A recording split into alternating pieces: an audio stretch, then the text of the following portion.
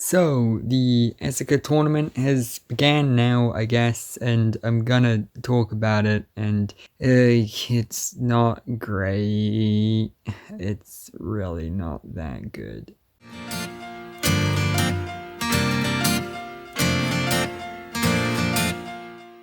Yeah, we're talking about episode 11 and 12, I think, of Carbide Vanguard Shinemon Arc. I'm a bit quieter because it's a little later than usual that I'm recording this. I hope you don't mind that. But also, I just don't really care. Okay, let's talk a little bit. I mean, that's a given, right? That's the point of my videos. But I'm a level with you. These two episodes were a moment of reflection within me. This is the moment that I realized I just don't really care. Not about Vanguard in general. I'm still gonna keep making Vanguard videos. That much is a given. But these two episodes inspired nothing in me, and that does not happen. The Vanguard anime is the thing that I've basically based my YouTube channel around because it's a franchise I always feel like that whether it's at its best or its worst, there's always something to talk about. In fact, the fact that it's so inconsistent in terms of quality is one of the big reasons I based my channel around it, because it was a franchise that I truly loved almost no matter what. Like if it was a franchise like Kamen Rider, for example, which is a franchise that's been long running for years and years and years now, and I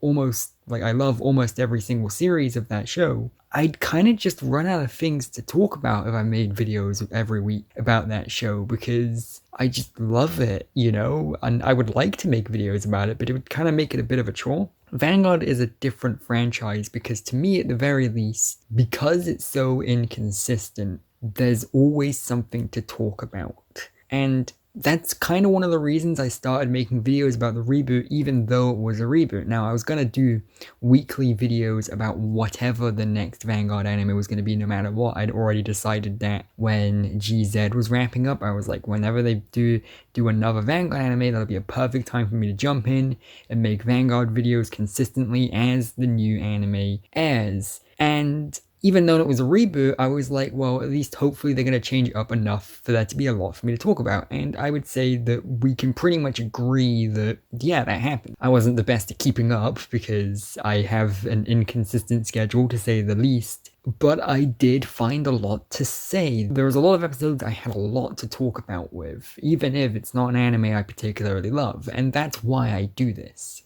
And there's been very few episodes that I was just indifferent to. There was I guess the NWO arc and the part near the end of the Deleters arc, but that was mainly just because I'd already read the manga by that point, and so I'd already kind of experienced this material, so just seeing it animated that was indifferent to me as well, but at least there's a reason for that. But these two episodes, specifically the Shinemon arc, I just felt nothing watching them. Now, of course, Vanguard videos ain't going anywhere, don't worry. Even if I continue to not know what to say, and even if I do continue to feel indifferent, I'll just find different things to talk about. I've still got a bunch of conversation topics to do with the Vanguard anime stockpiled for a later date. So if I really do just lose interest in this arc entirely, then I'll just, I'll fall back on those until this arc is over. And I can't believe I'm doing this. This is the first time in one of these episode review videos where I'm actually going to talk a bit more about the actual current relevant episode than the old ones that I'm reviewing. See, I'm reviewing episode 11 and 12, but I'm aware that the newest episode aired, and it was one that heavily focused on Chrono and, more importantly, Chrono Jet Dragon.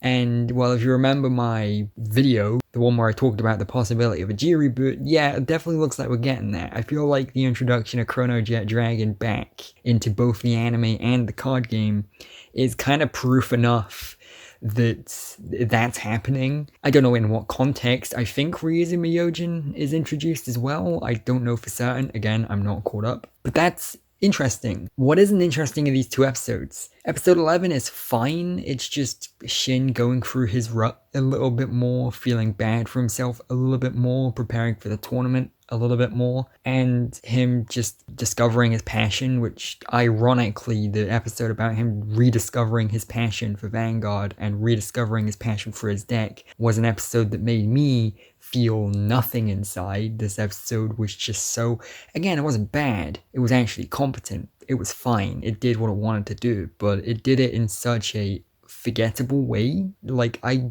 genuinely do not believe that episode would be anyone's favorite of the Shinemon arc. Like, even the bad episodes, even the ones I really don't like, I can at least understand the appeal of those. That one was just nothing. It was nothing. Nothing. And I think a lot of that is also that I just don't really care about these characters. Shin's cool, he's fine, but only really when he gets the chance to shine, and he's only really had his chance to shine a couple times throughout this entire anime. And that's mainly his card fight during episode 1 against Mark, and his card fight against Gonami in episodes 5 or 6? And that's it, really. Those are the only 2 times where he's really been like, whoa, this is a cool character. I always compare him to Joseph Joestar, but honestly, he only feels like Joseph Joestar during those rare moments. During the rest of the anime, he just kind of exists. And this was an episode where he just kind of exists. Even though the episode was kind of focused on him, he just kind of existed. Nothing he did really left an impact on me. There was a scene where he dressed up as a businessman and started giving out business cards because he was trying to prove to Asuka that he'd grown up, but it wasn't funny, it wasn't endearing, it just left nothing. At least with the other bad jokes, they were bad jokes that I remember. This was just nothing. It left no impression, no personality. It was just, we gotta fill time for another episode. And the worst part about that is episode 12, the episode that followed it, the beginning of the Esu Cup, was an episode that just repeated the sins of the past. You know the phrase, learn history or you're bound to repeat it. You know, you learn history so you can learn the mistakes and you can avoid the mistakes. This is just the Koshien arc again. This is just beat for beat the Koshien arc again. Just repeat my Koshien video if you want my complaints about this episode. It's just that again. Like, there's some cool stuff in there, but we just need more character interactions and we need to flesh it out and we need to actually show the card fights. This was the beginning of a tournament and we got through 2 entire rounds and we didn't actually get to see any of the card fights at all. It would just keep cutting to a character losing or winning and that's it. And that sucks.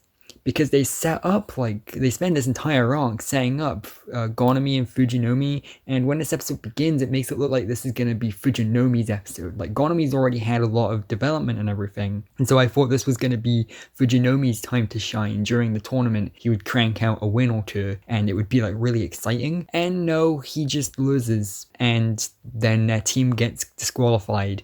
Which is a shame. It really fucking sucks, actually. I really hate to say this because they introduce such an interesting dynamic. They do it badly, of course, but they do introduce an interesting dynamic, and that's in the form of Team Capital, which is Shin's team, already has 3 members with him, Mark, and Rive. So they've got too many, basically. So they actually give Tachibana to Gonami's team so that they can have 3 as well. This doesn't make sense to me because, well, Shin, you do know that in the future, you're like the mentor of a team that is infamous for having 4 people in it.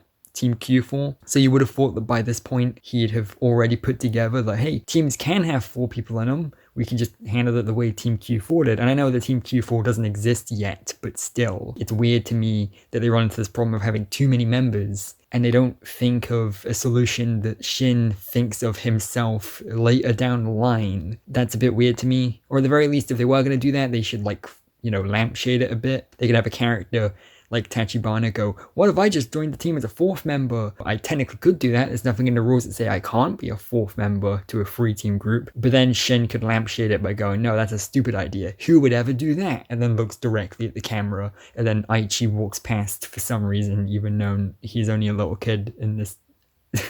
No, whatever. But you know what I mean. You gotta lampshade it if you're gonna do that. It just makes me think that the people working on this anime didn't even consider that. So there's a really interesting dynamic of Tachibana working with Gonami and Fujinomi. These characters have very rarely interacted before, and whenever they have, it's as rivals. The biggest interaction Tachibana's had with these 2 characters is when Fujinomi kicked his ass at Carbide Vanguard, and they took Mikaru, which they later retconned a couple episodes later. So, there's a lot you can do with that. These characters who don't really love each other, they don't really like each other, they haven't really interacted much, and the little interactions they have had have been ones of rivalry, ones of not liking each other, and now they're forced to work together. If you're a writer out there, if you're an aspiring writer and you want to write stories and stuff, this is the easiest way to create a compelling story. You take characters that usually wouldn't get along with each other and force them to get along with each other. And this sets that up. Tachibana has to work with Fujinomi and Gonami, even though they don't really like each other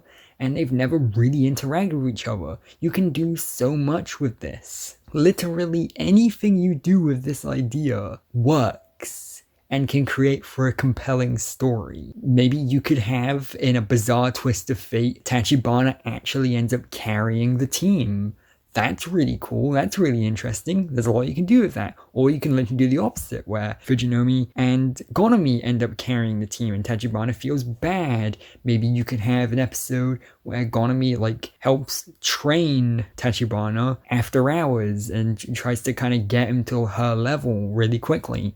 And that would be really cool. That would be a fun kind of dynamic there, because Tachibana really wanted to be Shin's apprentice, but then Gonami ends up being the one to teach him. That's a really cool thing you can do. There's so much you can do here, and they do none of it, because in less than the space of one episode, they form the team, do literally nothing, and lose. So fuck me, am I right? And that's the reason I was so indifferent to this, not because it was bad, but because it was bad in a way that we've done before. This is just the Koshien. If you remember, back in the Koshien, I basically said the same thing. I said, they've set things up really interestingly. The only thing they have to do is show it. I said this about Ibuki during the Koshien. I said this about Korin during the Koshien. I said this about Naoki during the Koshien. I said this about literally every character during the Koshien arc. I said they've set things up pretty well, and now they just need to pay that off. And this episode has the exact same problem. These characters have been set up fairly competently. They're not my favorite characters in the world, but there's a lot you can do with them, and they just refuse to do anything with them. And the reason that this has kind of demolished any of my motivation, any of my excitement, is because 1, this has happened so early on. 2, this is a problem that's already happened, which means that if they repeated it this time, chances are they're going to repeat it in a future story arc again and get away with it. But also because Gonami was kind of my favorite character. Okay, see, the funny thing is, if you remember from the beginning, I kind of didn't like Gonami at all. I just didn't really care for her. When her design got first announced and revealed, I was like, whatever, who's this? I don't really care for her. In the first couple episodes she was introduced, I didn't really care for her. But then when she had a card fight against Shin, I was like, oh, okay, this is kind of interesting. And then slowly, as they subtly developed her and everything, I liked her more and more, because it was an actual human feeling development. She felt like she was changing slowly in the way that a real person would, and I really liked that. She had a lot of conflicting feelings. She didn't know whether she wanted to side with Shin or with Esuka. Again, there's a lot you can do with that. She was genuinely the character I was looking forward to seeing the most from in this episode, and she was the one that ended up disappointing me the most, because yeah, she just gets eliminated from the tournament. Maybe they'll pull a G next, where they eliminated Tokuha's team and then brought them back again. Maybe they'll do something like that, but I fucking doubt it. And even if they do, then why would they whatever. But don't worry, because instead of getting to see Gonami card fight against Shin and have a card fight where she doesn't know whether or not she should win or lose, again, literally any direction you go from that point is interesting. If Gonami gets to the point where she can't fight Shin, then she could be thinking, hey, if I win this, then Esuka wins this entire story arc. She keeps card capital. But if I lose, then Shin has a chance to win. And then she could throw the game, or maybe not throw the game. Again, literally anything you do during that card fight would be interesting. You could have her think, okay, I'll let Shin win just to give him a chance to go against Esuka. You could have her go, I want Shin to win, but I'm not going to go easy on him because of my pride. You can have her actually want to kick his ass. There's so much you can do here, and we don't get to see it. Instead, we're setting up to Shin taking on Team Dragon's Vanity, which is comprised of the 3 least interesting characters from G. Genuinely, I don't know how they managed this, but they chose the 3 least interesting characters from G. All three of them. They never really interacted in G that much. Like, one of them's a villain from GZ, and one of them is the guy from the Dragon Empire, and the other one is fucking Kenzaki, who is like bootleg Ren. Like, Ren has never been my favorite character in the world, but I totally understand the appeal of him. Whenever anyone says that they love Ren, I'm like, I get it, right? I get it. He's not my character. I totally get it, though. I quite like him. But Kenzaki is like bootleg Ren. Kenzaki is if you wrote Ren's script lines through Google Translate and then just kept like flipping it to different languages until you got all the way back into English again, and just it's been translated so many times that it just is a garbled mess and you can barely understand what it says. That's what Kenzaki is. Kenzaki is just the shittiest, worst, most boring version of Ren in the goddamn universe. And he's the rival of this tournament? What? What are you doing, anime? What the fuck? Why would you take 10 or so episodes to set up Gonami and Fujinomi as somewhat compelling rivals, shaft them, and then introduce fucking Kenzaki? What the fuck are you doing, anime? Like, are you trying to be bad here? These are levels of bad that you could only get if you fucking put like a dog in a car and expected it to drive and it just goes directly off the cliff, because of course it does. I just, like... And this is why I get so indifferent, because I'm like, what are you doing here? What is your game plan? Like, I get it. The whole point of the Shin arc has become blindingly more and more obvious as time has progressed, and that's to just advertise the G reboot. I get that, because that's obviously coming. The more we deny it, the more likely it becomes. And again, the further through this arc we get, the more obvious it becomes that this arc is just an advert for G. And because of that, we gotta make the villains of this arc at last minute the bad guys from G. The most boring bad guy from G. If it was Ryuza Myojin, I would be making the complaint that, but this is a prequel, we already know what happens with Ryuza Myojin. But at least he's an alright character. If it was the Diff Riders, I would again be making the complaint that we already know what happens to them, this is a prequel, but also this doesn't make sense because of timelines. But again, at least those are interesting villains. But to choose two of the least interesting villains, as well as like Ryutaro, who isn't even a villain, and make them the villains, I don't get it. I'm truly struggling. I'm like really trying here to understand what they're going for here, and I don't get it, because Kenzaki is the main villain of the first story arc of G. Like I said, he's a Ren ripoff. I guess by having him be a villain here, we get excited to see him return early on in G and be revealed to be the villain, and that's clever, but it's clever in the wrong way. And they even have him go against Tachibana, which made me realize why I don't like Tachibana. I don't like Tachibana not just because he's a really bland and forgettable character who hasn't really had anything to do other than lose a couple of card fights, although that is certainly a problem. It's because he's just Taiyo. He's a character that already exists. You know how people always make the complaint that Chrono Shindo is just Naoki? And I never really fully agreed with that. I get it, I understand that complaint, but I never fully agreed with it. Well, Tachibana is literally just Taiyo, and whilst Chrono is supposedly a ripoff of Naoki, Naoki's a good character. Naoki's one of my favorite characters in the franchise. He's always really entertaining, even in the bad episodes of the franchise.